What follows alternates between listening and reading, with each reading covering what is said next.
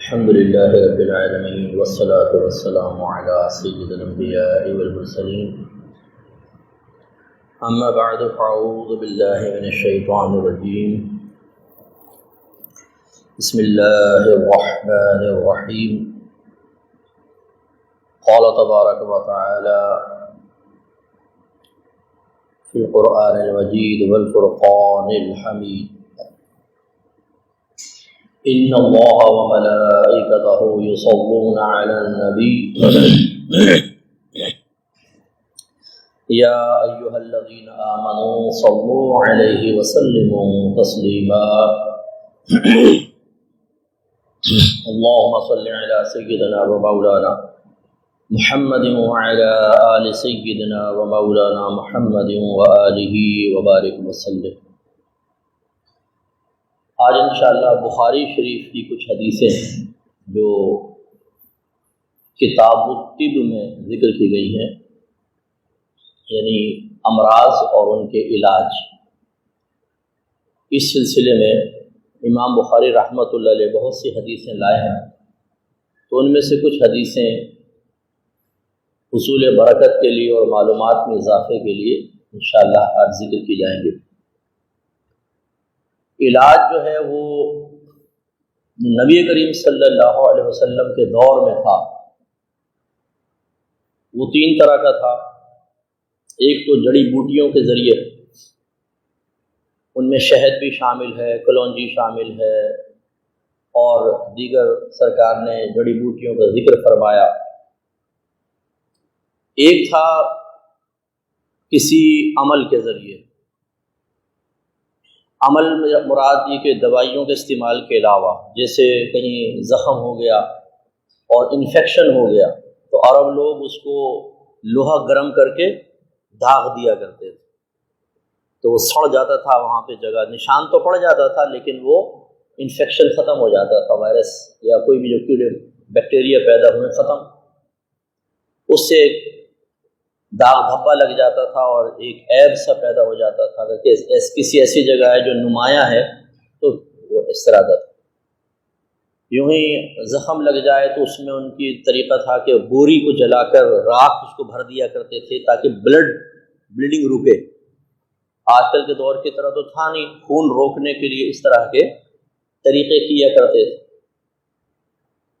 اور تیسرا طریقہ تھا دم وغیرہ، قرآنی آیات کے ذریعے۔ بے شمار حدیثیں اسی میں موجود ہیں، نبی کریم صلی اللہ علیہ وسلم نے خود دم فرمایا اور دم کی اجازت بھی ارشاد فرمائی۔ پھر جب یہ مسلمان عرب سے باہر گئے یا اسلام باہر تک پہنچا اور مختلف قوموں سے اختلاط ہوا تو ان کی کچھ چیزیں داخل ہوئیں، جیسے اب ہومیوپیتھک ہے، ایلوپیتھک ہے، یہ طریقہ علاج ہمارے درمیان آیا۔ ایلوپیتھک کا تو تصور ہی نہیں تھا اس دور میں، نہ ہومیوپیتھک کا تھا، تو یہ بھی ایک طریقہ علاج ہے۔ اس میں پھر انشاءاللہ ہم کلام کریں گے کہ کیا جائز ہے کیا ناجائز ہے، وہ انشاءاللہ ذکر کریں گے۔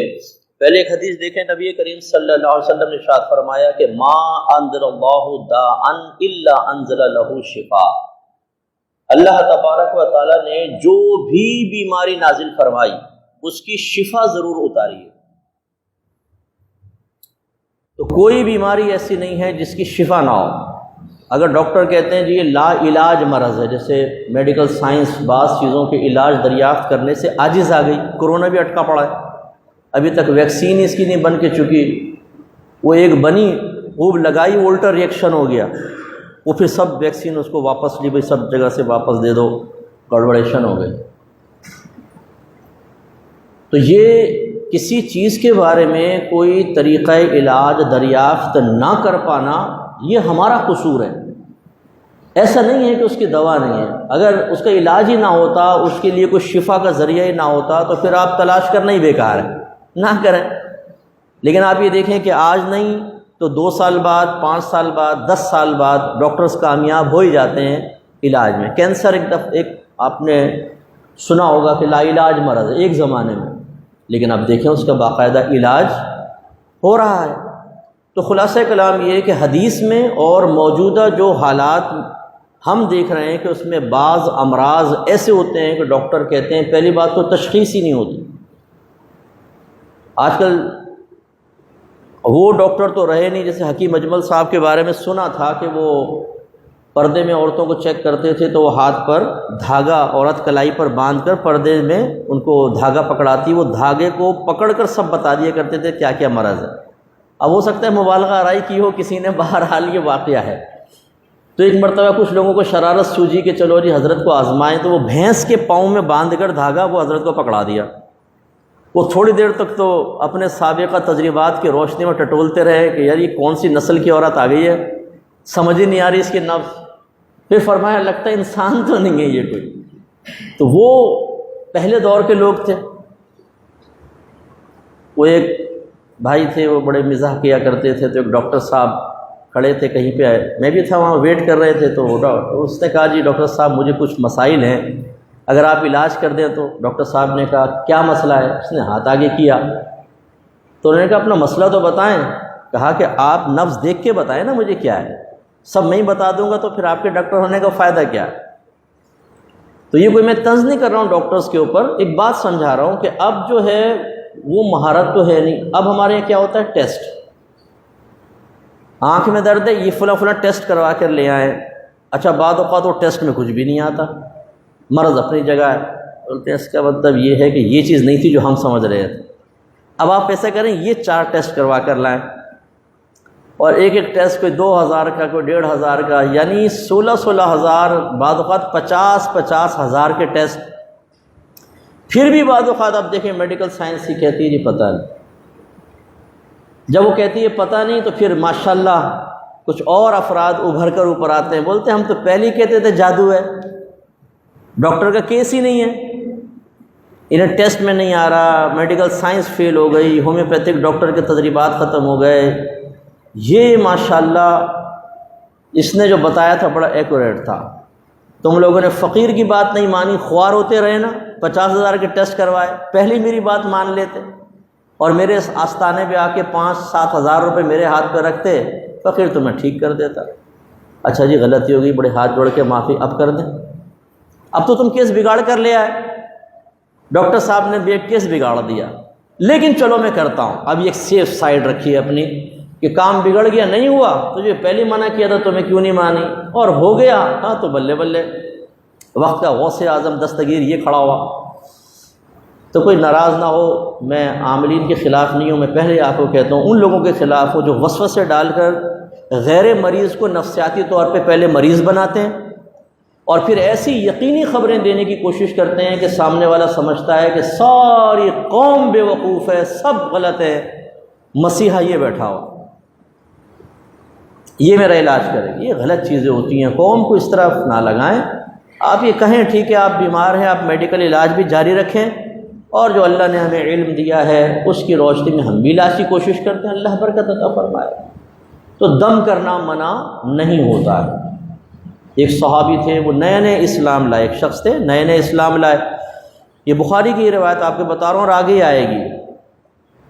اس کے بعد وہ ایمان لانے کے بعد وہ چلے، سفر کر رہے تھے تو ایک قبیلے میں پہنچے، وہاں ایک پاگل شخص تھا جس کو زنجیروں میں باندھا ہوا تھا۔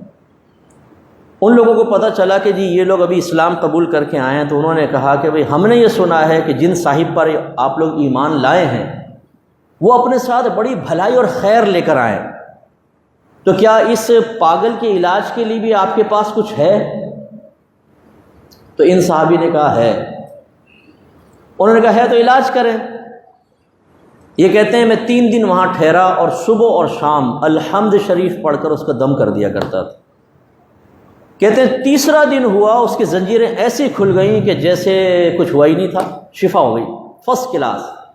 اور انہوں نے ان کو 100 بکریاں دی کہ بہت شکریہ 100 بکریاں۔ اب یہ سوچنے لگے بکریاں پتہ نہیں میرے لیے حلال اور جائز ہیں کہ نہیں ہیں۔ تو کہتے ہیں میں نبی کریم صلی اللہ علیہ وسلم کے پاس لے کر آیا کہ یا رسول اللہ یہ بکریاں انہوں نے مجھے دی ہیں۔ سرکار نے فرمایا تم نے کیا پڑھا تھا؟ اصل میں نے الحمد شریف پڑھ کر دم کیا۔ تو سرکار نے فرمایا لے جاؤ۔ دوسری ایک روایت ہے جس میں ایک گاؤں کے سردار کو بچھو نے ڈنگ مارا، صحابہ وہاں سے گزر رہے تھے تو وہ لوگ آئے، انہوں نے کہا بھئی آپ کے پاس کوئی بچھو کے کانٹے کا منتر ہے کہ پڑھ کر اگر تم دم کر دو تو صحیح ہو جائے؟ ایک صحابی نے کہا ہے، لیکن شرط یہ 40 بکریاں لوں گا علاج کرنے میں۔ انہوں نے کہا منظور ہے، گئے دم کیا، شفا ہو گئی، 40 بکریاں لے لی۔ اب وہ آپس میں صحابہ میں، اختر ذرا غور سے سنو، صحابہ میں آپس میں جو ہے وہ معاملات ہو گئے، تنازع سا ہوا کہ یار یہ 40 بکریاں جائز ہیں کہ نہیں ہیں؟ تم نے علاج کیا ہے اور قرآنی آیات کے ذریعے کیا ہے تو اس کا معاوضہ لینا کیسا ہے؟ تو چلو جی ہم کچھ نہیں کھاتے پیتے، پہلے سرکار کے پاس جائیں گے اور سرکار کو عرض کریں گے۔ جا کے بتایا رسول اللہ اس طرح۔ سرکار نے ان سے بھی پوچھا کیا کیا تھا؟ یا رسول اللہ میں نے علم شریف پڑھ کر دم کیا تھا، اور میں نے طے کی تھی 40 بکریاں، اب ہم میں یہ اختلاف ہے کہ یہ حلال ہیں کہ نہیں۔ سرکار نے فرمایا بالکل طیب ہیں، بلکہ ان میں سے میرا حصہ بھی نکالو۔ قیامت تک کے لیے میرے آقا صلی اللہ علیہ وسلم نے ثابت فرمایا۔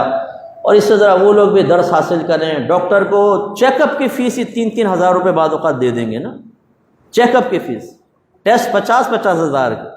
لیکن اگر کوئی اچھا عامل ہے جو بالکل مخلص ہو کر اللہ کی رضا کی خاطر علاج کر رہا ہے تو اس سے پہلے پوچھتے ہیں، جیسے اب میں نے ریفر کیا نا کسی کو، فرض کر لیں یار اس سے فلاں سے علاج کروا لو، وہ پیسے تو نہیں لیتا۔ اب ان سے پوچھو بھی اگر اختر پیسے لیتا ہے تو کیا پرابلم ہے؟ نہیں، وہ سنا ہے کہ فی سبیل اللہ کرے تو علاج ہوتا ہے ورنہ نہیں۔ تو ڈاکٹر سے بھی جا کر کہو نا، پیسے لینے سے کوئی علاج نہیں ہوتا، فی سبیل اللہ کرو تو پھر تمہاری طرف سے شفا آئے گی۔ نہیں، ادھر فی سبیل اللہ، اور سمجھتے ہیں اگر پیسے وہ مانگے گا کوئی عامل تو وہ تو کبھی علاج کر ہی نہیں سکتا، وہ فراڈیا ہوتا ہے۔ بھائی ہر عامل فراڈیا نہیں ہے، وہ بیچارہ اگر 12 گھنٹے آپ کو اپنے آستانے میں دے رہا ہے، اپنے بیوی بچوں کو چھوڑے بیٹھا ہوا ہے وہاں پر، تو اس کا بھی حق ہے کہ وہ اپنے وقت کے ہی پیسے لے لے۔ کہاں سے کھائے گا، کہاں سے پیے گا؟ ہوا کھائے گا، ہوا پھانکے گا، یا اپنے موکلین سے کہے گا کہ لے آؤ کسی کی دکان سے چکن ٹکا اٹھا کے۔ یہ بھی ہو سکتا ہے، آپ کو پتہ ہے جن قابو میں آ جائے نا سب کروا سکتا ہے، لیکن تو چوری ہے نا، حرام ہے۔ ہاں اگر جنگل سے کوئی دفینہ لے کر آئے نا، وہ کوئی کسی کی ملکیت میں نہیں ہوتا، اعلیٰ حضرت نے فرمایا بالکل طیب ہے۔ جیسے اور قصب معاش کے ذریعے یہ بھی ایک قصب معاش کا ذریعہ ہے، منگوا لو۔ جیسے سمندر سے موتیاں نکلوا لو، حضرت سلیمان علیہ السلام، قرآن سے ثابت ہے، سمندر میں جن ہوتے لگاتے تھے اور موتی نکال کر لا کے سلیمان علیہ السلام کو پیش کیا کرتے تھے، کیونکہ اس کو کوئی مالک ہوتا نہیں ہے تو وہ آپ کے ہو سکتے ہیں، آپ جائیں نکال لیں۔ ایسا وہ جن، اور طریقہ پوچھنا ہے تو میں بتاتا ہوں آپ کو، جن قابو کرنے کا طریقہ بالکل قابو میں آئے گا، آپ کا کام کرے گا، آپ کے ساتھ تعاون کرے گا، لیکن اس کی شرائط بہت کڑی ہوتی ہے۔ وہ مجھ سے سائڈ میں پوچھ لینا، وہ پوری کریں گے تو پھر آپ کے اندر وہ روحانی استعداد پیدا ہو جائے گی کہ آپ کو جن کو قابو میں کرنے کا عمل کرنے کی ضرورت نہیں ہے۔ جن خود ہاتھ باندھ کے کھڑا ہوگا آپ کے پاس کہ کوئی کام کروانا ہے مجھے بتاؤ، میں کام کرتا ہوں۔ جب آپ نیک بن جاتے ہیں، پرہیزگار بنتے ہیں، آپ کی زبان پر ہمہ وقت ذکر الہی جاری ہوتا ہے، روحانی طاقتیں مضبوط ہوتی ہیں، شیطان دور ہو جاتا ہے، نفس مغلوب ہوتا ہے، آپ کسی پہ ظلم نہیں کرتے ہیں، آپ کسی کا حق نہیں دباتے ہیں، اگر بتقاضائے بشریت غلطی ہو جائے فوراً توبہ کرتے ہیں، اور کسی پر اگر آپ کو یہ بھی ظاہر ہو جائے کہ نادانستہ طور پر میں سے زیادتی کر چکا ہوں تو فوراً آپ اس سے معافی مانگتے ہیں۔ تو روحانی طاقت کا عالم یہ ہوتا ہے کہ اگر اللہ ظاہر کر دے نا، ظاہر جو روحانیت کے اندر یا جو باطن میں اس کی وجہ سے نورانیت پیدا ہوتی ہے، اس نورانیت میں جو چمک ہے اگر اللہ وہ ظاہر کر دے تو آپ اس شخص پہ نگاہ نہیں جما سکتے۔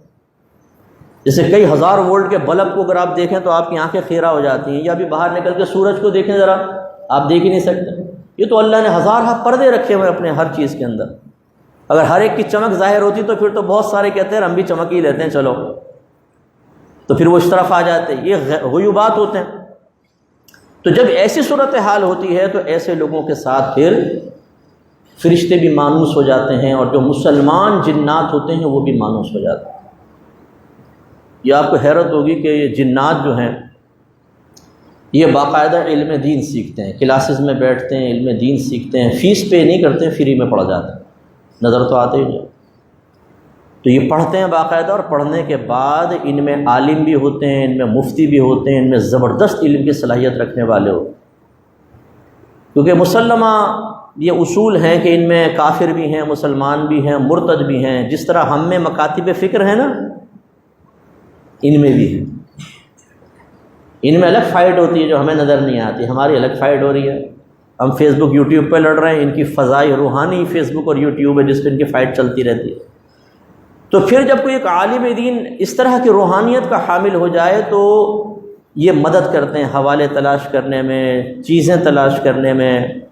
آپ کوئی چیز لکھ رہے ہیں، ایک تو الہام خداوندی ہوتا ہے جس کو ہم عام طور پہ نزول سے تعبیر کرتے ہیں، جیسے شاعر ہوتا ہے نا، بیٹھا ہوتا ہے قلم لے کر، کیونکہ میں نے بھی الحمدللہ بہت نعتیں لکھی، اب تو کافی گیپ ہو گیا کیونکہ اب یہ پڑھنے پڑھانے میں ذہن مشغول ہو گیا۔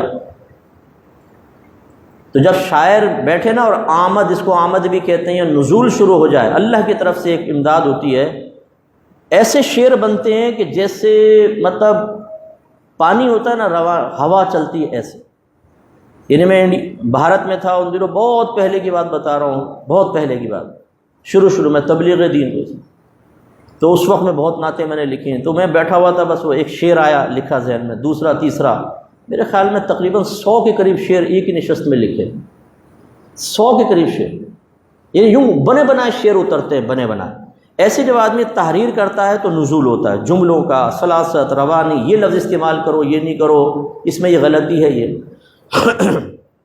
تو یہ اللہ کی طرف سے ہوتا ہے، اور کوئی بعید نہیں، کیونکہ اب یہ فیصلہ کرنا بہت مشکل ہوتا ہے کہ یہ جو اچھا پاکیزہ خیال آیا کہ یہ اللہ کی طرف سے ہی ہے۔ بعض اوقات وہ شیطان کی طرف سے بھی ہو سکتا ہے، یاد رکھیں، لیکن اس کی چال ہوتی ہے اس کے پیچھے۔ اور یا پھر ایسا ہوتا کہ جنات کو اللہ تعالیٰ نے قلب پر اتنا تصرف کا اختیار تو دیا ہے کہ دعوت دے سکیں، تو دعوت دیتے تو وہ پھر وہ ڈالتے ہیں دل میں، یوں ادھر دیکھیں ادھر دیکھیں۔ اور ہمارا تو بڑا تجربہ ہے اس چیز کا، میں نہیں دعویٰ کر رہا ہوں کہ میں ایسا ہوں، میں تجربہ سے اعتبار سے میں کہہ رہا ہوں کہ تحریر کر رہے ہوتے ہیں نا، ایک حوالہ نہیں مل رہا۔ ابھی میں نے کتاب لکھی، کمپلیٹ کی، قرب الہی، ایک حدیث مجھے مل ہی نہیں رہی تھی، اتنا عرصہ گزر گیا، ڈھونڈ کر تھک گیا میں، وہ حدیث ہی نہیں مل رہی۔ اور میری ہمیشہ عادت ہے کہ میں اصل ماخذ سے چیز اٹھاتا ہوں۔ انہوں نے کتاب لکھی ہوگی، ان کی کتاب سے نہیں لوں گا، اگر میں پڑھ بھی لوں گا تو میں اس کو دیکھوں گا انہوں نے کہاں کا حوالہ دیا، میں جاؤں گا اصل کتاب کے اوپر، وہاں سے اس کو نکال کر پھر میں ڈالوں گا۔ اس کا بڑا فائدہ ہوتا ہے۔ ہو سکتا ہے انہوں نے ترجمہ کرتے ہوئے 4 الفاظ اپنی طرف سے ڈال دیے ہوں، سہل کرنے کے لیے، آسان کرنے کے لیے، لیکن وہ اصل حدیث میں نہ ہوں، اور ہو سکتا ہے وہ 4 الفاظ میرے نزدیک ٹھیک نہیں تھے، میں چاہتا تھا اس اور طریقے سے ترجمہ کروں، تو آپ اصل پر پہنچیں گے تو کر سکیں گے نا صحیح۔ یہ میجر مسٹیک ہوتی ہے ہماری، اسی وجہ سے کتنے لوگوں سے غلطیاں ہوئی ہیں۔ غیر صحابی کو صحابی لکھ دیا، نبی کو ایک عام آدمی سمجھ کے لکھ دیا۔ وہ کیوں لکھا؟ کسی نے اپنی کتاب میں غلط لکھا، آپ نے وہاں سے اٹھا کر اس کو اپنی کتاب میں ڈال لیا، بعد میں منکشف ہوا کہ جی اس نے غلطی کی تھی، وہ غلطی آپ کی کتاب میں بھی آ گئی۔ یہ پاسبل ہے۔ اچھا، جتنی بھی احتیاط کر لیں، غلطی ہم سے بھی ہو سکتی ہے، میں اس کا انکار نہیں کر رہا ہوں، لیکن ایک اطمینان ہوتا، وہ حدیث ہی نہیں مل رہی۔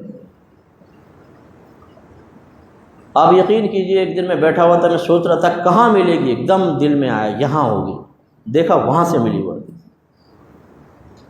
تو یوں اللہ تعالیٰ کی طرف سے پھر اس طرح کے ہو سکتا ہے۔ میرے تو خیر، میں تو ہوں ہی گناہ گار آدمی، جن لوگوں کا میں ذکر کر رہا ہوں، اختر بھائی جیسے نیک آدمی، سادہ، بالکل انوسینٹ، بھولے بھالے، ان جیسے لوگ اچھے لوگ ہوتے ہیں، ان کے ساتھ ایسا معاملات ہوتے ہیں۔ تو خلاصہ کلام یہ ہے کہ جنات یہ بھی فائدہ دیتے ہیں۔ اچھا، اب آ جائے ذرا اس پر۔ تو انہوں نے دم کیا الحمد شریف کا، اور پاگل ٹھیک ہو گیا، دم کیا بچھو کا، اثر ختم ہو گیا، اور اس کا عوض لیا۔ تو یہ عوض لینا شرعاً جائز ہے۔ میرے آقا صلی اللہ علیہ وسلم نے روحانی علاج ہی کیا تھا نا، کچھ اور علاج تو نہیں کیا تھا، اور اس کی اجرت باقاعدہ طے کی ہے، اور میرے آقا صلی اللہ علیہ وسلم نے فرمایا کہ میرا حصہ بھی اس میں سے نکالو۔ تو اب یہ جو ہماری خواتین ہیں کہ دکاندار کو 100 روپے زیادہ دے آئیں گی اور اتنے خرافاتوں میں خرچ کر لیں گے، لیکن عامل کے پاس، ایک عامل جو اچھا بھی ہو، اسے پیسے دیتے ہوئے دل بہت دکھے گا، دوسرا دینی استاد۔ گھر میں اگر قاری صاحب آ کے پڑھائیں گے نا، قاری صاحب کتنے پیسے لیتے ہیں جی؟ 500 روپے۔ بھائی آج کل آپ کو حالات کو تو پتہ ہے۔ اچھا، اس سے تھوڑی دیر پہلے 2500 کا پیزا آیا گھر میں، انہیں کہیں گے حالات کو تو آپ کو پتہ ہے، کچھ کم کریں۔ اچھا چلو 400 دے دینا، لیکن شرط یہ 4 بچے ہوں گے ہمارے گھر کے، چاروں کو پڑھانا ہے۔ 200 روپے کا ایک 400 روپے کا ایک بچے کی بات 3 اور اس میں شامل کر دی ہے۔ اچھا اگر ایسا ہوتا بھائی قاری صاحب نے پڑھا سمجھ گئے جاؤ، سننا سب سے ہے، جب محنت سب پہ کرنی ہے، آپ نے 400 روپے میں قاری صاحب کو 100 روپے میں بچہ بک کروا لیا، دل جلتا ہے، دل دکھتا ہے۔ اللہ کی راہ میں دیتے ہوئے دینداروں کو دین سے بدزن کرنے میں ان لوگوں کا بڑا کردار ہے اور ان کے دل جلتے ہیں۔ آپ خود بتائیں، ایک آدمی سب برائی چھوڑ کر دنیا چھوڑ کر دین کی طرف آتا ہے، اس کے بیوی بچے ہیں، وہ کچھ نہ کچھ گزارا تو کرے گا نہیں کرے گا، اور ہم الٹا ان پہ طنز کرتے ہیں، لو جی دین اس لیے سیکھا تھا کہ پیسے لیں اس کے۔ بڑی معذرت کہ آپ سے سبق نہیں پڑھا تھا کہ وہ دین کے پیسے نہیں لیتے، بڑی معذرت، معاف کر دیجیے گا۔ اب حل بتا دیجیے کہ دین کا کام بھی کرتا رہے اور اس سے گزارا بھی ہو جائے۔ اور آپ یہ دیکھیں کہ اگر ایک دنیا دار ٹیوشن پڑھانے کے لیے آئے گا نا ٹیوٹر گھر میں، اس کی عزت میں اور مولوی صاحب کی عزت میں زمین آسمان کا فرق ہوگا۔ وہ آ کر بیٹھے گا تو فوراً بچے کو بلاؤ، ٹائم 5 منٹ لیٹ ہو گیا، کہاں گے؟ واش روم میں، باہر نکل، تو اسی ٹائم بیٹھے ہوئے سر آ کے بیٹھے ہیں سر، اور قاری صاحب آ کے بیٹھ جائیں تو بچہ جان بوجھ کے واش روم میں گھس جاتا ہے، اور گھر والے کہتے ہیں بیٹھیں قاری صاحب ابھی آ رہا ہے۔ قاری صاحب بیٹھے ہوئے آدھا گھنٹہ پونا گھنٹہ، یعنی تم لوگوں کا دماغ خراب ہو گیا، دینداروں کو اتنی حقارت کی نگاہ سے دیکھتے ہو، دنیا دار تمہارے سر پہ چڑھ کے ناچے، اور دیندار کو تم اتنا حقیر سمجھتے ہو، جو دین کو اتنا حقیر سمجھتے ہو، تو میدان معاشر میں یہ دنیا تمہیں انعام نہیں دلوائے گی، دین دلوائے گا، دیندار دلوائے گا۔ اور اللہ تعالیٰ ایک ایک چیز نوٹ فرماتا ہے، اس کو تو علم ہے نا، یعنی نوٹ فرماتا سے مراد ہے کرامن کاتبین سے لکھواتا ہے، ورنہ وہ تو ازل سے جانتا ہے ہم کیا کیا کریں گے، ہماری نیتیں، ہمارے ارادے، ہمارے اخلاص میں کمی یا اس کا تام ہونا، مکمل ہونا، ایک ایک چیز نوٹ ہوتی ہے۔ جس طرح ہم نے اپنے دین کو حقیر سمجھا ہوا ہے، ایک معمولی سا اگر افسر ہوگا نا اس کے ساتھ ہمارا رویہ کیا ہوگا، اور ایک مسجد کا امام ہے اس کے ساتھ ہمارا رویہ کیا ہوگا۔ جس کے پاس ذرا سا تھوڑا پیسہ آ جائے نا، اس کے پاس بہت سے نو دولتی ہوتے ہیں، پہلے کچھ بھی نہیں تھا، پھر وہ بنگلہ لے لیا، کوئی چھکا چوکا لگ گیا، وہ ایسے بن جائیں گے جیسے ان کے دادا صاحب جو تھے وہ ارب پتی آدمی تھے، اور پھر ابا جان بھی خربوں میں کھیلتے رہے تھے، اور ابھی آیا ہے ان کا سپوت، ان سے بھی آگے بڑھ کر پوری دنیا کی دولت اس کے قدموں میں، تو وہ ایٹیٹیوڈ ہی چینج ہو جاتا ہے نا، لہجہ میں تکبر، غرور، پہلی صف میں جگہ ملنی چاہیے، کوئی سخت لہجے میں بات نہ کرے۔ دیندار بھی مسئلہ بتایا تو حضور اگر آپ ناراض نہ ہوں تو کہنا تو حرام چاہتا تھا، لیکن آپ کے سماع خراشی نہ ہو جائے، اس لیے آپ کے مناسب نہیں ہے کہ آپ یہ کریں۔ ڈائریکٹ مت بولو کہ حرام ہے یا آپ حرام کر رہے ہو، مجھے بول دیا۔ اور ہم بھی ان کے سامنے ایسے ہی دبے ہوئے ہوتے ہیں، لیکن دیندار کے سامنے امام صاحب کچھ غلطی کرتے ہیں، 5 منٹ لیٹ ہو جائیں، ہمیں کرنا کیا ہوگا؟ باہر نکل کے کچھ بھی نہیں، یہاں بیٹھ گئے، وہاں بیٹھ گئے، گھر چلے گئے، ٹی وی دیکھ لیا، خبریں دیکھ لی، لیکن امام صاحب 5 منٹ کیسے لیٹ ہو گئے؟ ہمارا تو خربوں کا نقصان ہو گیا۔ ڈیل تیار تھی، اور اس میں شرط یہ تھی کہ 1 سیکنڈ بھی اگر آگے نکلا ڈیل کینسل۔ اب وہ امام صاحب بیچارے لیٹ ہو جائیں تو جو امام صاحب کی چھترول دیکھی ہے میں نے، اور بڑی معذرت کے ساتھ ایک کمیٹی کے جو ارکان ہوتے ہیں یہ بھی بڑے افلاطون ہوتے ہیں، گھر میں حالت بڑی خراب ہو، ہر ایک کی نہیں بول رہا ہوں، گھر میں بھی بچے نہیں مان رہے یہ، اور خاص طور پہ باہر والے اگر مجھے سن رہے ہوں، باہر اپنی بیوی کو نہیں ڈانٹ سکتے آپ، زیادہ بچوں پہ کریں گے، اگر وہ شکایت کر دیں گے گھر سے باہر، سرپرست نکلو۔ کتنوں نے تو رو کر، واللہ میں عرض کرتا ہوں مجھے کہنے کی ضرورت ہی نہیں، قسم کھانے کی، میرے سامنے رو رو کر بتایا کہ میرے بیوی بچوں نے گھر سے باہر نکال دی۔ اور ایسا نہیں کہ کوئی دنیا دار کر رہا ہو، داڑھی ہے چہرے پر، دیندار آدمی، تو یہ گھر میں جائیں تو کوئی ویلیو نہیں، اب وہ مسجد میں آئیں ماشاءاللہ حکومت ملی ہوئی ہے، یہ بارڈر چلا رہے ہیں۔ یعنی ایک صاحب نے بتایا، میں نے وہاں بیان کیا تھا مسجد میں، امام صاحب بھی موجود تھے، ایک نمازی نے امام صاحب کے منہ پہ تماچا مارا تھا کسی مسئلے۔ میں نے کہا مجھے اس امام، میں ان کو تو نہیں کہا، میں نے کہا مجھے اس امام پہ افسوس ہے کہ اس نے اپنے دین کو بڑا ذلیل کیا۔ جواب میں یہ بھی ایک تماچا مارتا اور کہتا پکڑو ریزائن، اور آ جاتا پاکستان میں آ کے عزت سے کمائے، عزت سے کھائے، اتنا ذلیل ہو کہ تم وہاں پر کس لیے بیٹھے ہو؟ جنت مل گئی ہے. یہ تو دینداروں نے بھی بڑا مطلب اپنے دین کو کیا. لیکن آپ جیسے اچھے لوگ، میں آپ سے گزارش کرتا ہوں، کسی کے مطلب بہکائے میں آ کر، کسی کو دیکھ کر، اس کی روش اختیار کر کے، یا اپنے کسی زوم فاسد میں دینداروں کے ساتھ ایسا سلوک نہ کیجیے، یہ غلط ہوتا ہے. دیندار کو اس کی عزت کریں اور اس کی عزت کے مطابق عطا کرنا چاہیے. تو بہرحال دینا شرعاً بالکل جائز. اگلی حدیث کی طرف آتے ہیں. ربیع بنت معوذ بن افرا. تو یہ ربیع بنت معوذ جو ہیں، یہ ایک صحابیہ ہے. یہ کہتی ہیں کہ کننا نغزو مع رسول اللہ صلی اللہ علیہ وسلم، ہم نبی کریم صلی اللہ علیہ وسلم کے ساتھ غزوات میں شرکت کرتے تھے. کام کیا ہوتا تھا؟ نسقی القوم، ہم لوگوں کو پانی پلاتے تھے. وَنَخْدُمُهُمْ، اور ان کی خدمت کرتے تھے. وَنَرُدُّ الْقَتْلَ وَالْجَرْحَ إِلَى الْمَدِينَةِ، اور ہم مقتولین کو اور زخمیوں کو مدینے پہنچاتے تھے، لوٹاتے تھے. یہ خواتین کا کام. اس کا عنوان قائم کیا ہے امام بخاری نے کہ عورت کا مرد کا علاج کرنا اور مرد کا عورتوں کا علاج کرنا، اس کا باب. تو اس کا مطلب یہ ہوا. اچھا، یہ اگرچہ علماء نے اس کی شرح یہ بیان کی کہ یہ ضرورت کے وقت تھا، کیونکہ صحابہ کی اس وقت اتنے کثرت نہیں تھی، قلت تھی، وہ مشغول ہیں جہاد میں. اگر انہی میں سے 10 آدمیوں کو منتخب کیا جاتا کہ آپ یہ سارے کام کریں گے، پانی پلاؤ، خدمت کرو، زخمیوں کو اٹھاؤ، مقتولین کو اٹھا کر ان کو دفن کا انتظام کرو، تو گویا کہ 10 آدمی تو جنگ سے پیچھے ہو گئے. اور وہاں تو ایک ایک آدمی قیمتی تھا، ایک ایک آدمی کو استعمال کرنا تھا. تو ضرورت ہوئی تو پھر عورتوں کو ساتھ لے گئے.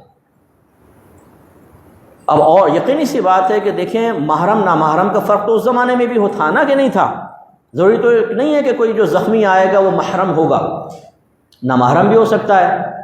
اور زخم جسم کے مختلف حصوں پر ہو سکتا ہے، گھٹنے پر بھی ہو سکتا ہے، ران پر ہو سکتا ہے، جسم پر ہو سکتا ہے، اور لازم بات ہے اس کو کھول کر ہی علاج کرنا ہوگا.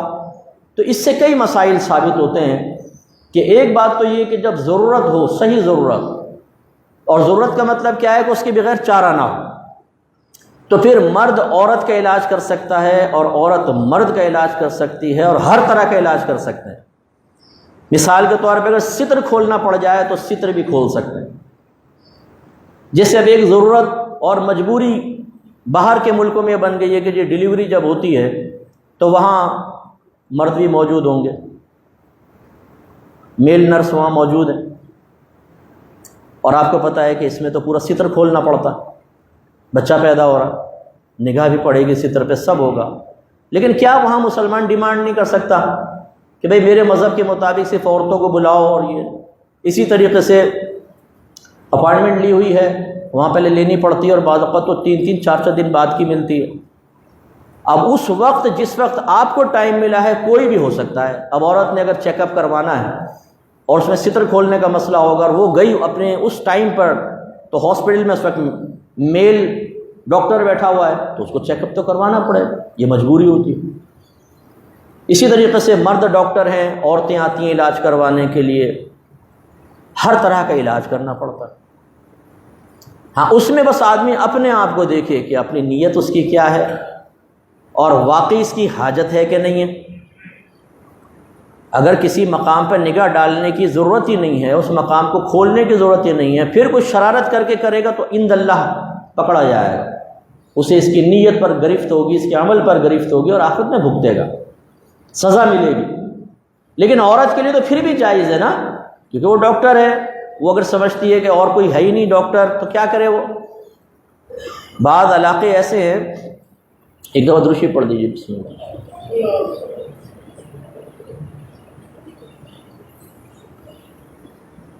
بعض علاقے ایسے ہیں جہاں کئی میل دور تک عورت ڈاکٹر ہے ہی نہیں، صرف میل ڈاکٹر ہے. اچھا، اور مجھے حیرت یہ ہوتی ہے کہ وہ علاقے ہیں جس میں لڑکی کو پڑھانا بہت بڑا جرم سمجھا جاتا ہے. تو بھائی اگر آپ لڑکی کو پڑھنے نہیں دیں گے، آپ کی فیملی سے یا آپ کے علاقے سے فیمیل ڈاکٹرز نہیں بنیں گی، تو بتائیں آپ کی فیمیل کا علاج کیسے ہوگا؟ تو کچھ بچیوں کو قربانی دینے دیں، پتہ ہے کہ میڈیکل لائن کے اندر کیا کچھ ہوتا ہے، لڑکے لڑکیاں ساتھ پڑھ رہے ہیں، بعض اوقات جب لاش کا پوسٹ مارٹم کرتے ہیں یا اس سلسلے میں کوئی ڈاکٹر نے سمجھانا ہوتا ہے تو پھر ایک لاش سامنے ہوتی ہے اور اس کا ستر بھی کھلا ہوتا ہے، سب چیزیں ہوتی ہیں، پھر جب میڈیکل کی بکس پڑھ رہے ہوتے ہیں اس میں پکچرز ہوتی ہیں، سب کچھ سمجھایا گیا ہوتا ہے، یہ وہ سب ہوتا ہے۔ لیکن اگر چند بچیاں یہ چیز اختیار کر کے محتاط انداز سے ڈاکٹر نہ بنے تو پھر باقی عورتوں کو پروٹیکشن کیسے ملے گی؟ تو اس لیے سمجھنا چاہیے کہ یہ جذباتی پن سے کام کرنا مناسب نہیں ہے، سوچ سمجھ کے کریں۔ اب ایسی جگہ پر جہاں صرف میل ڈاکٹر ہے اور فیمیل ہے ہی نہیں، وہاں عورتوں کو علاج کروانا ہے تو کیا کریں گے صاحب؟ تو اس کا پھر یہ اس طرح کے ثبوت ہیں کہ علاج بالکل کر سکتے ہیں، جائز۔ لیکن اگر فرض کر لیں کوئی فیمیل ڈاکٹر ہیں اویلیبل ہیں، پھر خواہ مرد ڈاکٹر کے پاس جانا یہ بالکل مناسب نہیں، پھر تو نبض دکھانا بھی مناسب نہیں۔ کیوں غیر مرد کے ہاتھ میں ہاتھ دیں؟ فیمیل ڈاکٹر کے پاس چلے جائیں۔ لیکن اگر فیمیل ڈاکٹر نہیں ہے یا ہے تو اتنی ماہر نہیں ہے جتنا مرد ڈاکٹر ماہر ہے، فرض کر لیں، اور اس کا طریقہ علاج بہت اچھا ہے اور ان کے بارے میں کچھ اتنا وہ نہیں ہے، تو پھر یہ کہ ادھر بھی علاج کروا سکتے ہیں۔ تو خلاصہ کلام یہ ہے کہ مرد عورت ایک دوسرے کا علاج کر سکتے ہیں جبکہ ضرورت ہو۔ اگلی حدیث دیکھیں، نبی کریم صلی اللہ علیہ وسلم، حضرت ابن عباس رضی اللہ تعالی عنہما اس کا راوی، کہ نبی کریم نے فرمایا کہ الشفاء فی ثلاثۃ، شفا تین چیزوں میں ہے، شربت عسل، شہد کا پینا، وشرطۃ محجم، اور پچھنا لگوانا، فسد لگوانا جس کو ہجامہ کہتے ہیں، کپ تھراپی جو آج کل آ رہی، وقیۃ نار، اور آگ سے داغنا۔ سرکار نے فرمایا وانہا امتی عن الکی، اور میں داغ کو، اپنی امت کو داغ لگوانے سے منع کرتا ہوں، کیونکہ سیب پیدا ہو جاتا ہے، میں نے آپ کو بتایا، اذیت ہوتی ہے، شدید تکلیف ہوتی ہے، ایک دم آپ لوہا گرم کر کے لگا دیں۔ تو اس زمانے میں بھی سرکار نے فرمایا کہ یہ مجھے پسند نہیں ہے علاج، لیکن حرام نہیں قرار دیا۔ اب آپ حالت جنگ میں ہیں یا سفر میں ہیں اور وہاں میڈیکل کی سہولتیں نہیں ہیں اور کوئی انفیکشن ہو گیا ہے، اور اگر اس کو ختم نہیں کیا تو آہستہ آہستہ بڑھ کے بہت خطرناک، جنگلات کے اندر جو انفیکشن ہوتے ہیں تو بہت تیزی سے بڑھتے ہیں کیونکہ خطرناک بیکٹیریا ہوتے ہیں، اور وہ ان کا ماحول بڑا سازگار ہوتا ہے جنگل کا، اس میں تیزی سے وہ بڑھتے ہیں، تو پھر اس کو بالکل ختم کرنے کے لیے داغ دیا، جیسے اسی گنجائش ہے، پتھر بہت ہی گرم کر کے وہاں رکھ دیا، تو جلا دے گا، سب بیکٹیریا مر جائیں گے، سڑ جائے گا اور وہ بلیڈنگ وغیرہ بھی رک جائے گی۔ لیکن نبی کریم نے اس کو ناپسند فرمایا۔ اس کا مطلب یہ ہے کہ جب دوسرا طریقہ علاج موجود ہو تو سرکار اس کو ناپسند فرما رہے ہیں کہ نہ کریں۔ اب باقی دو، ایک شہد کا پینا، شہد بھی مختلف قسم کے آتے ہیں، اب میں کسی پہ کوئی الزام نہیں لگا رہا، لیکن اکثر جو یہ ملتے ہیں عام طور پہ شہد، یہ عموماً اصلی نہیں ہوتے، ملاوٹ بہت ہوتی ہے اور یا مصنوعی طریقے سے تیار کیے جاتے ہیں۔ یہ مطلب ان میں اچھے شہد کی پہچان یہ بتائی گئی ہے کہ اس کا تار نہیں ٹوٹتا، یعنی انگلی ڈال کے اگر آپ یوں اٹھائیں نا تو بالکل کافی دیر تک اس کا تار جڑا رہے گا، یہ اصل کی پہچان ہوتی ہے۔ اور عام ہوگا تو یوں اٹھائیں گے ایک دم یہ تھوڑا تار گیا، ٹوٹ جائے گا۔ اچھا آپ ادھر چلے جائیں ذرا سرحد سائٹ پر، میں نے بڑا مشاہدہ کیا، وہاں کہیں جاتا تھا، وہاں پہ میں دیکھتا تھا حسن ابدال کے پاس بڑے بڑے فارمز بنے ہوئے ہیں، اس میں شہد کی مکھیوں کو بڑے بڑے جنگلوں کے اندر، جالوں کے اندر ڈالا ہوتا، اور وہ نیچے میٹھا رکھ دیتے ہیں، وہ اس کو چوستی ہیں اور پھر وہ چھتے اندر ہوتا ہے، اس سے شہد بنتا رہتا ہے، ان کے جسم سے وہ مادہ نکلتا ہے۔ لیکن وہ شہد کس سے بن رہا ہے؟ چینی، جو کھلائیں گے وہی بنے گا۔ اس لیے کہتے ہیں نا، وہ بھینس کو اچھا کھلاؤ گے تو دودھ بہت اچھا دیتی ہے، اور طاقتور دودھ ہے ان بھینسوں کا، غذا پر موقوف ہے نا، یہ اختر زیادہ اچھا جانیں گے کیونکہ یہ وہاں کے لوگ ہیں، ان کو زیادہ یہ جانور وغیرہ پالتے ہیں، تو وہ مختلف چیزیں کھلاتے ہیں۔ آپ دیکھیں یہ بیل کتنے کا ہے؟ 5 لاکھ کا۔ بھائی ایسا کیا مصیبت آئی؟ بھائی مکھن کھاتا ہے، دودھ پیتا ہے، تو اس کا مطلب ہے جتنی اچھی غذا ہوگی ویسا ہوگا۔ تو اب ان مکھیوں کو چینی پلا رہے ہیں جی، تو طاقت بھی چینی والی ہوگی شہد کے اندر۔ اور ایک ہوتا ہے قدرتی، یہ جاتی ہیں مختلف جگہ کے پھل لیتی ہیں، جو قدرت کا معاملہ ہے۔ اللہ تعالیٰ کا معاملہ تو ایسا ہے، ہمارا عقیدہ ہے نا کہ اللہ تعالیٰ کے ذات میں، صفات میں، اس کے فعل میں، اس کے حکم میں کوئی شریک نہیں۔ صحیح بات۔ پورے اس دنیا کے لوگوں کو چیلنج دے دیں آپ، ایک مچھر تیار کر کے لاؤ جیسے اللہ نے بنایا، لیکن اسی میٹیریل کا ہونا چاہیے، جالی نہیں کہ پلاسٹک کا بنا لیا۔ ڈرون بھی بنے تھے مچھر کی طرح بالکل باریک، اڑیں گے آئیں گے، آپ سمجھیں گے مچھر گیا، آپ یوں کریں گے بھاگ جائے گا وہ، لیکن پورا اس کے اندر کیم لگے ہوئے ہیں، ریکارڈنگ ہے، یا لائیو آپ کو وہ دکھا رہا ہوگا، دوسرا کہیں بیٹھا ہوا ایک ایک چیز پتہ چل رہی ہے۔ یہ غیبتیں کر رہا ہے اگر اختر بھائی کی، تو اختر اپنے کمرے میں بیٹھ کر سن رہا ہے کہ کیا میرے خلاف سازش ہو رہی ہے۔ لیکن میں بات کر رہا ہوں اس مچھر کی جو اللہ نے بنایا۔ کبھی کوئی ایسا بیجا دست درازی کا مرتکب مچھر ہو جائے نا تو اس کو ماریں، پہلے مارنے کے بعد پھر کوئی بڑا وہ آتشی شیشہ ہوتا ہے نا، اس میں ذرا دیکھیں، وہ اتنا بڑا ہو جائے گا، پھر آپ واہ واہ کر اٹھیں گے کہ کیا بنایا ہے اللہ تبارک۔ اتنے سے مچھر کے اندر اتنی زبردست کاریگری، اتنی بہترین صنعت کہ پوری دنیا کے ذہین ترین مسلمان، ذہین ترین سائنسدان، ذہین ترین لوگ مل جائیں، ایسا نہیں بنا سکتے۔ تو اللہ تبارک و تعالیٰ نے جو چیزیں پیدا کی ہیں وہ بڑے کمال والی ہیں، تو اس لیے شہد اچھی جگہ سے لیں۔ اچھا میں کوئی ایجنٹ نہیں ہوں، لیکن آپ کو چلے اس لیے بس بتا رہا ہوں، اگر چاہیے ہو مجھے بتائیے گا، ڈائریکٹ نمبر دے دوں گا، بہت اچھا شہد ہے ان کے پاس، خالص میں ادھر سے ہی لیتا ہوں، تو مجھ سے نمبر لے لیجیے گا، ان سے لے لیجیے گا، بہت اچھا شہد۔ اچھا بیری کا شہد علیحدہ ہوتا ہے اور دیگر درختوں کے علیحدہ ہوتے ہیں مختلف۔ بیری کا شہد بہت فائدہ مند ہوتا ہے، اس میں بڑے فائدے ہیں بہت ہی، اور اس میں بہت ہی کم۔ اچھا اب مسئلہ کیا ہے کہ دیکھیں نبی کریم نے فرمایا کہ شہد میں شفا ہے۔ اب آپ کہتے ہیں مجھے تو شوگر ہے، میں شہد کیسے کھاؤں؟ تو ہر شہد نقصان نہیں دیتا۔ میرے ایک دوست ہیں ڈاکٹر ہیں، اور وہ ان کا حوالہ اگر میں آپ کو دوں تو آپ کہیں گے یار واقعی بہت بڑا ڈاکٹر ہے، لیکن میں دوں گا نہیں کیونکہ کچھ بات ادھر ادھر ہو جائے گی، وہ حوالہ دینا مناسب نہیں، باہر کے ملک میں ہو تو وہ یہ بتاتے ہیں، وہ بڑے اس میں شوگر کے اسپیشلسٹ ہیں، بہت زبردست، ان کی اپنی میڈیسنز بھی ہیں۔ انہوں نے بتایا کہ اس شہد کے اندر وہ شوگر نہیں ہوتی جو بلڈ کو خراب کرتی ہے، یہ آپ بقدر، بلکہ انہوں نے مجھے علاج بتایا تھا شوگر کا علاج، کہ صبح جو ہے وہ یہ کلونجی کچے دانے اس کے 1 چمچہ شہد اس میں ڈالیں اور منہ میں لیں، اس کو چبائیں اچھی طریقے سے تاکہ وہ کلونجی پس جائے۔ یہ کیا ہے؟ شوگر کا علاج۔ لیکن میں آپ کو نہیں کہہ رہا ہوں کہ آپ ایسا کریں، کیونکہ کچھ بھی ہو گیا تو پھر آپ نے کہا تھا، ان خود کچھ بھی کر کے بیڑا غرق ہو جائے کوئی بات نہیں، لیکن اگر میرے کہے سے ہوگا آپ نے مروا دیا۔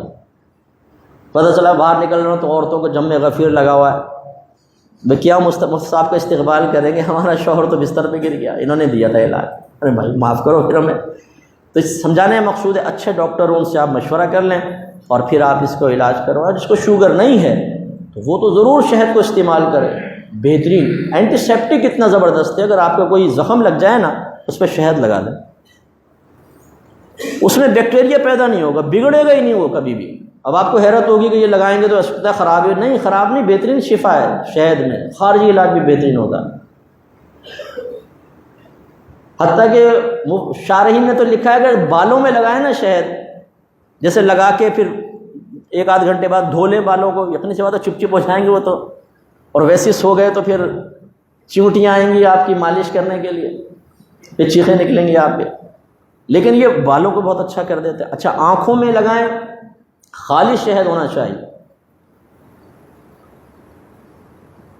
اب چونکہ طبیعتیں مختلف ہیں اس لیے میں آپ کو بہت زور نہیں دے رہا ہوں، لیکن یہ اتنا بہترین ہے نظر تیز کرنے میں۔ رات کو لگائیں 3 سلائی سیدھی طرف، بسم اللہ پڑھ کے درود شریف پڑھ کے 3 سلائیاں الٹی طرف، اور بغیر دھوئے پھر سو جائیں بس۔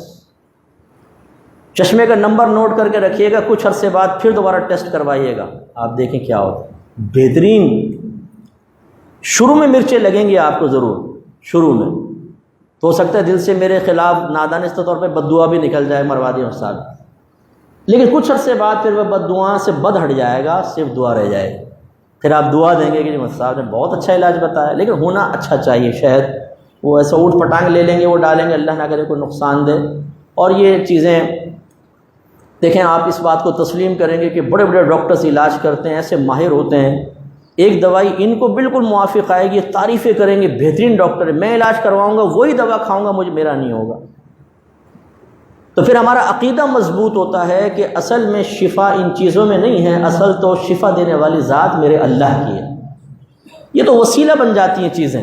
اب اگر اللہ کے ارادہ ازلی میں تھا کہ اس کے ذریعے ان کو شفا ملنی ہے تو ملے گی، اگر میرے لیے ارادہ ازلی یہ ہے کہ یہ چیز استعمال کرے گا، تب بھی اللہ کا ارادہ یہ تھا کہ اس عرصے میں، اس ٹائم پیریڈ میں اس کو آزمانا ہے بیماری کے ذریعے، کتنا بھی کھا پی لے نہیں ہوگا، علاج ہی نہیں ہوگا۔ تو یوں اگر ہوتا ہے پھر ہم اپنے اللہ کی رضا پر راضی ہیں، لیکن یہ بہت اچھا ہے۔ اور یہ غالباً ٹائم چونکہ نہیں رہے گا، ایک حدیث ہے، ایک صحابی آئے، یا رسول اللہ میرے بھائی کے پیٹ میں تکلیف ہے، فرمایا اس کو شہد پلاؤ۔ انہوں نے شہد پلایا، تکلیف اور بڑھ گئی۔ عرض رسول اللہ تکلیف تو اور بڑھ گئی۔ سرکار نے فرمایا کہ اللہ کا فرمان سچا ہے، کیونکہ اللہ نے فرمایا کہ اس میں شفا ہے، تیرے بھائی کا پیٹ جھوٹا ہے، اسے شہد پلاؤ۔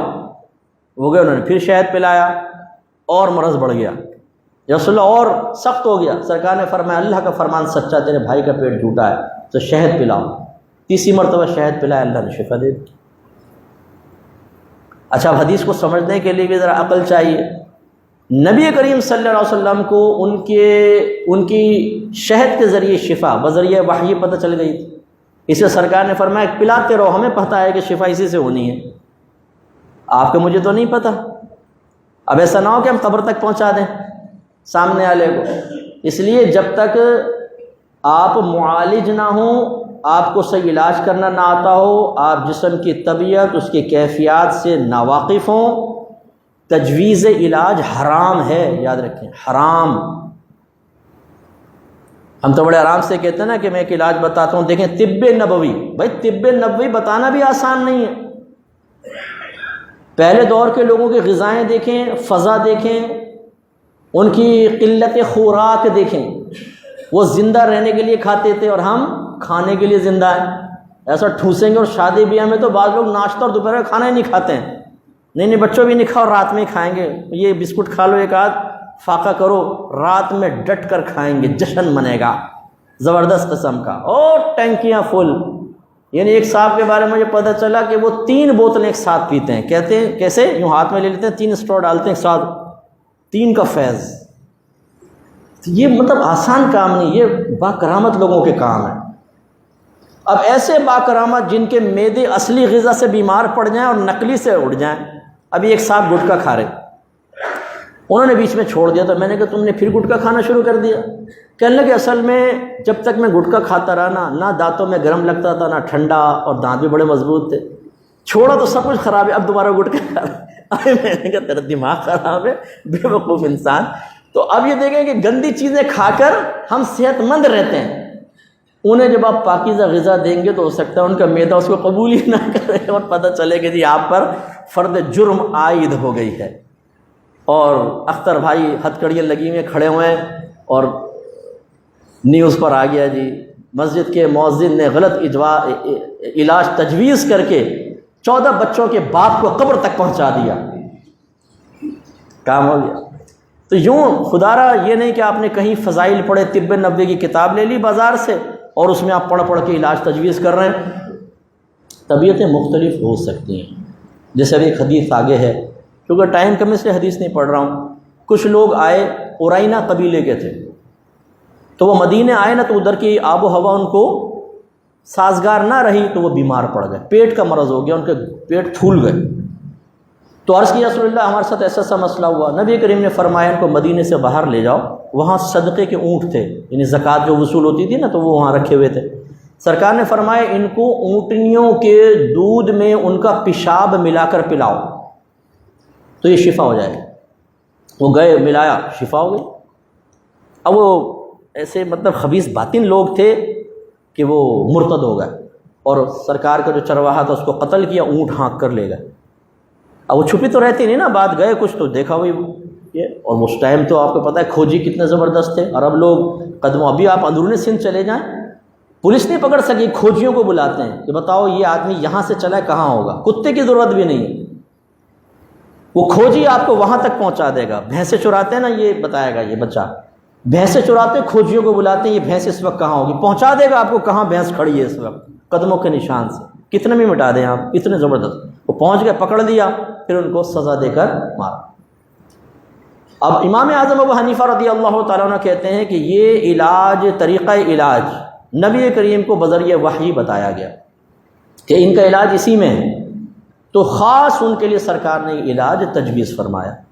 حالانکہ میں بارہا آپ کو حدیث سنا چکا ہوں کہ استنزہ من البول فإن عامۃ عذاب القبر من، سرکار فرماتے ہیں کہ پیشاب کی چھینٹوں سے بچو، کیونکہ اکثر عذاب قبر پیشاب کی چھینٹوں کی وجہ سے ہوتا ہے۔ دوسری طرف خود پینے کی اجازت مرحمت فرما رہے ہیں، اس لیے امام اعظم فرماتے ہیں یہ ان کے ساتھ ہی خاص تھا، کسی اور کو اس طریقے کا طریقہ علاج اختیار کرنے کی اجازت نہیں ہوگی۔ لیکن امام شافعی رحمۃ اللہ علیہ مطلقاً فرماتے ہیں چونکہ وہ معقول اللحم جانور تھے، معقول اسے کہتے ہیں جس کو کھایا جاتا ہو، لحم مینز گوشت، معقول اللحم کا مطلب ہوتا ہے وہ جانور جن کا گوشت کھایا جاتا ہے، جیسے اونٹ ہے، بکری ہے، گائے ہے۔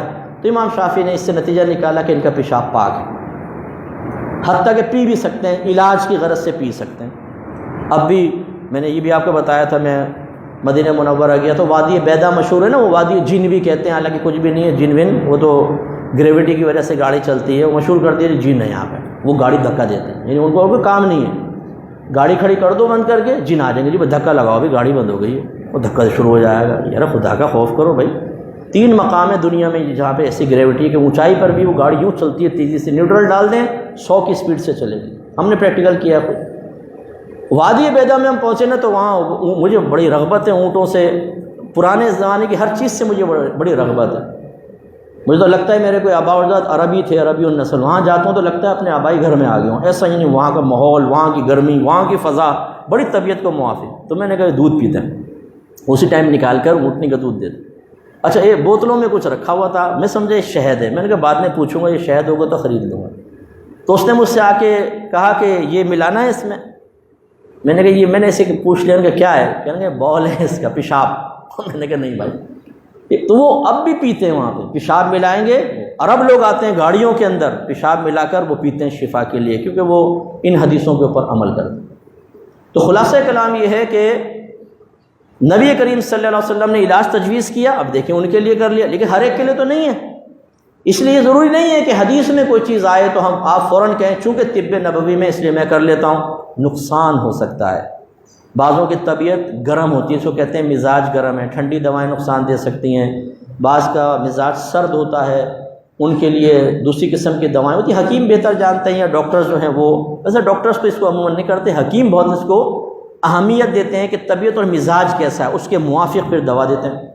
اب ہمیں تو اور آپ کو پتہ نہیں ہے اور کر دیا، نقصان ہو سکتا ہے۔ لیکن اسے بھی آنکھ پہ میں نے شہد کا کہا، یہ کوئی نقصان والی چیز نہیں ہے، کوئی ایسا نہیں ہے کہ طبیعت کے اندر کوئی جا رہا ہو، کوئی میڈیکل پوائنٹ آف ویو سے آپ کو شوگر بھی ہے تب بھی آپ لگا سکتے ہیں، اللہ تعالیٰ برکت دے گا اور انشاءاللہ علاج ہوگا۔